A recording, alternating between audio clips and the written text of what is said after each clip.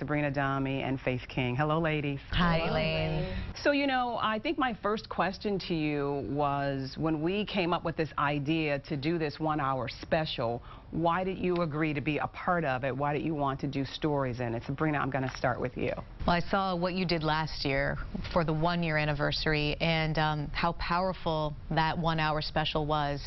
And now, a whole year later, after that, to see the work we still need to do, that inspired me to join in some way and have a voice in it as well, as we live in this community, right? We want it to be better. Right. And we want where we live to be happier and more loving, and so things like this, I think, are a big part of that. Rachel, how about you?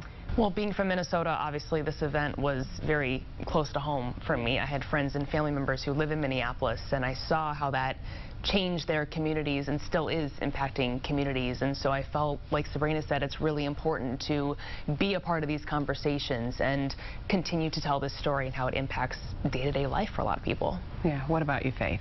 I think when we decided on doing this coverage, I couldn't believe it's been 2 years.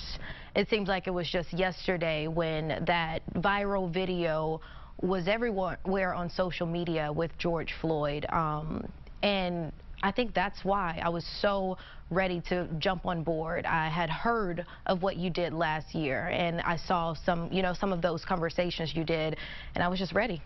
Yeah, and I think for me, myself, you know, we've all covered big events, and we've all covered stories that have the attention of our community and the world, and then they fade away. Yeah. And I wanted to know, had people forgotten, and what had we done as a people, as a community, you know, as a country? And I thought, yeah, let's just see, because something else always takes the place of another story, right? And sometimes people forget, and I really wanted to see really what we have learned. And it is interesting to me that as we get ready to, you know, do this, we have the situation in Buffalo. Yes. Mm-hmm. And so you wondered, did we quite learn something, or did we not? And so I think, as we have called it, the talk continues. The talk still has to continue. You guys agree with that? Yeah, absolutely. And one of the things I think, Elaine, is the murder of George Floyd, it started talks around the nation. We saw it in newsrooms. We saw it at dinner tables, lunch tables, dates. George Floyd started talks, and I think that's where it all starts. We have to talk. We have to get to know one another. Yeah, and many of my stories, and we're going to share some of the stories and our reflections and perspectives of those stories, but I think that in many of my stories, people talked about that. I want to ask you why you chose the story you chose, and say a little bit about your story. Rachel, can I start with you again? Yeah, of course. So I interviewed the director of DEI in the Gilliland School District, and I talked to him also for our AAPI special that we did. And he had so much to say about microaggressions in both the school district but also the community as a whole. And that was really interesting to me, because, and I was very aware going into these stories that somebody who looks like me does not experience that sort of thing because of the color of my skin. And so I was really interested to talk to him and say, okay, people who look like me, what do we need to know? What are we not aware of that we're doing, maybe subconsciously? And he was just very well spoken, and I thought that was a really interesting piece to then continue into the George Floyd special. It was just, I think it's really important for people like me to know what that looks like. Mm-hmm. What was your story? Well, first I just want to say the fact that you recognize that and want to make that a part of your storytelling, I think that right away is us moving forward. Yeah. So good for you for doing that and for taking that on. I really, when I was thinking about how to do this, I was racking my brain about how can I make this personal in some way, but also something that raises awareness. And so I had this incident that happened when we were on vacation recently, where something was said to my daughter, and the color of her skin is just like mine, and it really struck me, and it struck my husband as well, and he's white. And for us to have that moment where we were almost at a crossroads, where he's like, I didn't experience this. You experienced this growing up, and now our daughter is experiencing it. And he's like, I don't know what to say. And so that right away was a moment for me to think about, is there someone we can talk to who can talk to us about how do we talk to children about this? Mm-hmm. How do we talk to our children about it? How do we talk to children who don't experience it? And just overall get the conversation started on that level, hoping that it just moves up as they grow older and we just carry this good way of being with each other throughout our lives. It's interesting too, because sometimes that's personal and you don't know if you really want to get into that, if you really want to share that, because we definitely want to make sure that we are unbiased, that we don't, the story is not about us. Right. But I thought when I heard about the story, it was so poignant in that it shook me a little bit, because they were kids. They are kids. Yes, 6 and 7 years old. Yeah, and for that kind of role play or situation to happen with kids, I began to sort of think, we think our kids aren't listening. We think our kids are not hearing or not seeing what's going on. So I thought that that was very brave of you, I guess, to talk about this, because it had such a personal effect. Yeah, I know, and I talked to you about it so much for guidance, because just how do I approach this? I know I want to do something, but what path do I take? And just having that back and forth with you was so helpful, just, you know, in telling a story like this. It's uncomfortable. Yeah. And Faith, I'm going to jump ahead of you. My story also is about kids, one of my stories. And being a former education reporter and doing it for so long, I've always wanted to have the perspective of kids, because wherever we go, we always talk to adults, but kids are very smart. They have opinions. And so the story that I chose that I wanted to do was to talk to young African-American boys who were 15, 16 when this happened, and ask them their opinions. And I tell you, I got more than I bargained for, because I was floored. I was floored with just how articulate they were and how perceptive they were, but I was also floored with how they view how the world sees them because they're black. And I left that story just crestfallen, sort of like, oh my gosh, you know, I don't have a child, but you want the best for your child, and your child is just about to graduate with all these great things that are going to happen to him or her. And these kids carry that extra burden, and they could tell me exactly what they felt was going to happen to them once they left the doors of that school, the building. And that really sort of shook me, and I think that we really need to listen to what they had to say. So I just wanted to say that, because you're talking about children, and one of my stories is about that. What was the perspective, and why did you choose your stories? So I spoke with a doctor that serves on the Albany Police Review Board, and we talked about the history of policing, and just a intelligent woman, Dr. Vanelia Hardin, and the reason behind it is, how can we understand something if we don't know the history of it? That's with anything. And so she really just spoke with me about when police started, how did it look, and where we are today, as she really studies the community.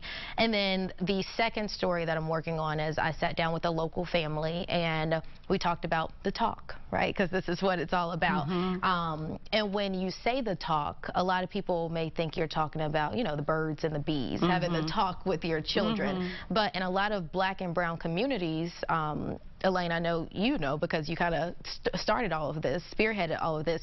It's about how you're going to be judged as a black and brown child. And those conversations evolve over the years. This family, I don't want to give away too much of my story, but this family, the mother is a white woman. Her husband comes from Africa. He's a black man. And now they have these 2 brown children who, you know, they've raised together. And the mother says she remembers when she was pregnant with her son, which is the youngest, her black boss coming to her saying, you're going to have the talk with him. And maybe 4 years later, as a 4-year-old kid, that's when he heard the N-word for the first time. And so just a powerful conversation with this family. It was very emotional. I even had a couple of moments where I had to stop the conversation and gather myself. But as emotional and powerful as it is, it's so important, I feel like, for the entire Capital Region to just go into this family's home with me. Yeah. I think that you brought up a point, and I think that is interesting because people see us on television, and usually we are joking in the, you know, open, and we're smiling, and we are, you know, people can tell that we're very close knit, but I don't think they know that we go on these stories and they impact us too. Yes. Oh, yeah. And we met after you did that interview, and we had lunch, and it was weighing on you for a little while, where you were just spent, just like mentally exhausted after I got in Subrina's car and I literally just laid in the seat. She was like, well, did you want to drive? I was like, no, I'm getting in the car with you. I just need to take a break. And even our photographers, CJ and Kevin, who went with me, they saw me. I was sitting in the family sofa chair and I just collapsed. And they collapsed, and we were all like, whew. And, you know, that feeling is familiar with me. I felt it May 25th, 2020, that heavy feeling. And so revisiting it has been so heavy, especially, you know, I'm actually working on a story, well, finishing the story now. And I feel like it's heavier to write with this mass shooting that just happened. And so I think we can all relate that. Even with the AAPI coverage, it's just been heavy for us, but that's what makes it even more important for us to share this with our viewers. I was telling Subrina that because we sit next to one another, and I said to her, this has been a rough 3 weeks. I mean, because I too had a story in our series, the Asian Hate Crimes, a series that we just completed, and I almost pulled my story. Even in that morning, you almost pulled it. Yeah. And I'm so glad you didn't, because it was a great story, and it was something I learned from it, and I know overall collectively in the station we all learned from it, and these are the important things we need to talk about. Yeah. We do. And I almost pulled it because I didn't want to participate in the struggle of trying to explain anymore. And I just thought, you know, I just don't want to do this, because I was also finishing the story that I'm doing with the kids, and then I have a story on Jamaica Miles, the activist, and I just thought, this is too much. And the perception or the reason that I'm doing this, I think is going to get lost, and so there's no reason for me to even do this. And the producer, I spoke to the producer, and she had very strong views. She's Asian and American, and she has very strong views. And, you know, I just for a while stopped talking and just listened to her. Just listened to what she had to say. And then I said, okay, I get it. I get it. But I want you to know, I get what you're saying, and I see it from that mind's eye now. And I can't change what I'm saying. And if you're okay with that, let's move forward. And I really had to be talked into that. And that's the first time that ever happened to me, where I had to be talked into, yeah, you're going to do it. Because I just thought, if she has these strong opinions about it, maybe I don't know what I'm doing. You know, I just didn't want to. And then afterwards, I remember saying to you, whew, that was heavy. And it's sort of like you needed to go home for the rest of the day. So I think what we're saying with these stories and what we're hoping to show people is it's not easy. This conversation is not easy, and I think that's probably why we haven't had it as a country. Because nobody wants to approach it. I think even making the phone calls to try and set up these interviews was a different experience, because it's different. Our day-to-day job is to tell the stories that the Capital Region viewers need to hear about, right? That we feel are the most important stories that they hear about. But when it's something like this that's personal and that we all feel something about, those phone calls alone are already taxing, because you're putting yourself out there a little bit, and you're out of your comfort zone as a journalist, and you're putting a little piece of you into that story. Yeah. Without telling all of your story, is there something that someone said that had an impression on you and that you think's going to stick with you, something that you're going to remember that someone said to you in your stories, do you think, Faith? Yeah, I can think right now. The mother who I talked to. Like I said, she has a son and she has a daughter. The first time she heard about the talk is whenever she was pregnant with her son. But wrapping up the conversation that day, she said something that was so powerful, and she said, you know, we talk about having the talk with our sons because they're black men, and you know, they're more at risk of, you know, being harmed by police officers or whoever. But she said that talk is just as important to have with our black and brown daughters. And she said it's like the world kind of forgets that they're at danger too, but their skin is black and brown, just like my black and brown son.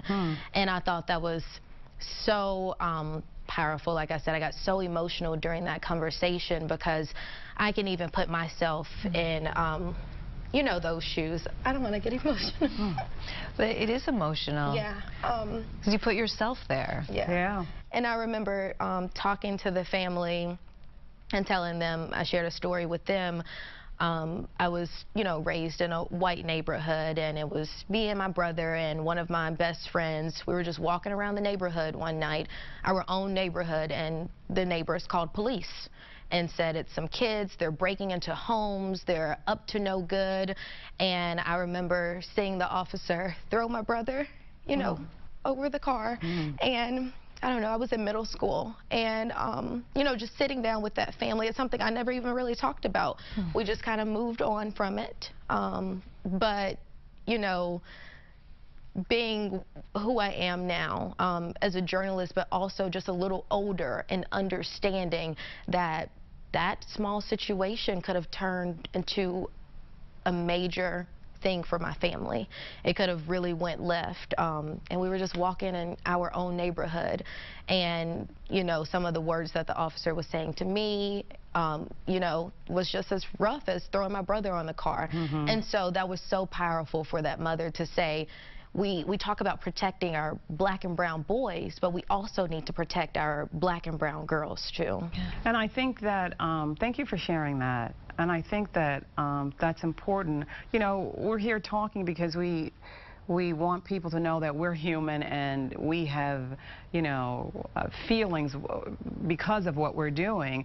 And it's interesting that you said that, because once you said it, I remember I had a similar situation with my brother, and remembering some of the things that were said to him. So I guess what I'm trying to say is we're not exempt from that, because we're reporters, because we're on the air.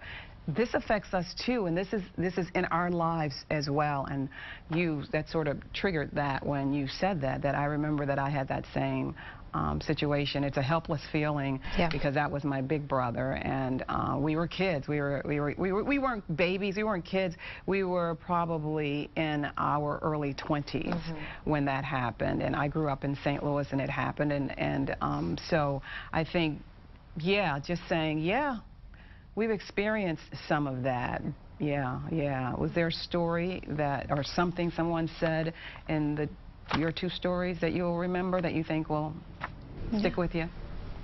I think for me it was more, so we did this interview with this woman who was wonderful, and she works with children in particular on talking about diversity and equity and inclusion, and how do we have this conversation about race with kids. And she does a lot of different segments with PBS Kids, because that obviously reaches more children and resonates through like Daniel Tiger and things like that. But I think, so my husband sat with me and we talked to her together, and it was almost like, can you give us as parents guidance that we can hopefully share with whoever's watching this story as well? So I've never done that before, that having my husband be a part of something like that with me. So that's certainly a first. But I think the realization that the things that I heard when I was growing up, the comments that I got in the moments that I experienced racism, and still to this day, I didn't realize my daughter was still going to be going through that. And I also realized I never had that conversation at home when I was growing up. It was almost just, I grew up, my parents are born in India. I'm the first generation born in America, my brother and myself. And they went through the culture shock of coming here without I think realizing that they needed to talk to us about things that we may hear and see growing up because of the way we look, because of the color of our skin. We grew up in a predominantly white area, and I got spit on the school bus.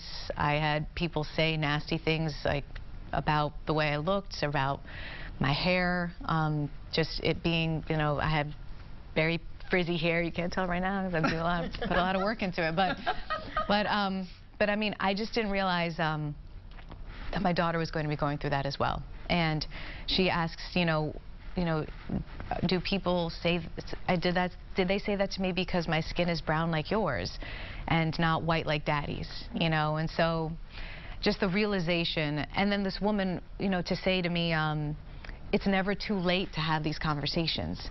You know, this incident that happened, that the whole, you know, that spurred this whole story, that the comment that we got while we were on vacation, weeks had passed and we still hadn't talked to her because we didn't know how to talk to her.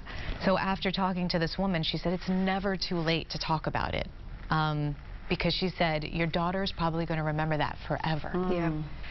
And so that right there just kind of turned my stomach, where I'm like, we went home that night and we're like at the dinner table, I'm like, we got to talk about this. Yeah. We got to talk about it. And we have to keep talking about it. Yeah. What about you, Rach? Something that I really took away was when I was talking to the director of DEI, Guilderland School District, is he was talking about this moment that he had with a student where the student came to him and was talking about a microaggression that she had experienced, and she looked at him and she said, am I crazy? Like, am I crazy for feeling that this is off, that a boundary was crossed? Am I, she was almost like gaslighting herself. And he looked at her and said, no, you're not crazy. What you're feeling is correct, and we need to validate that experience. And so that was a moment for me where I thought, okay, well, how can it just sort of re-emphasize the importance of somebody who looks like me knowing what a microaggression looks like, so that I can also validate people in that moment, or educate other people on how to validate in that moment. So that's what I sort of hope to do in this story, is to educate people what even is a microaggression. Maybe people don't know. Yeah. But that moment of being in the situation of like, was that what I think it is? You know, and validating that. So that really just sort of sat with me. That's good.